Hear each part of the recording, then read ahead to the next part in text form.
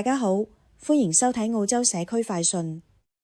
由順德味道主辦，澳洲順德聯誼總會、澳洲順德商會、澳洲順德婦女會、喬治河聯合會及澳洲龍迷會協辦嘅功夫美食之一飯豐臣晚宴，日前於好市圍順德味道旗艦店隆重舉行。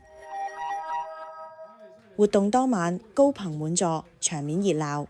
大會以功夫、美食、文化為主題，特別邀請多位嚟自順德嘅名廚親臨澳洲獻藝，透過一系列廚藝展示，將傳統粵菜技藝同功夫元素巧妙結合，為現場嘉賓帶嚟耳目一新嘅體驗。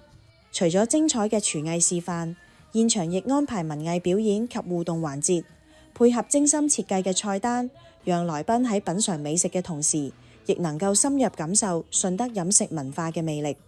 活動吸引超過250位嚟自政商界、社團領袖及各界人士出席，共同見證呢場融合文化與味覺嘅盛宴。主辦方表示，希望透過今次活動，將順德文化帶到澳洲，俾更多本地民眾認識順德飲食嘅精髓，以及當中所蘊含嘅傳統精神與文化價值，進一步促進中澳之間嘅文化交流。活動其中一個重點環節係由3位嚟自順德嘅名廚即場展示招牌菜式，從選材、刀工到烹調技巧，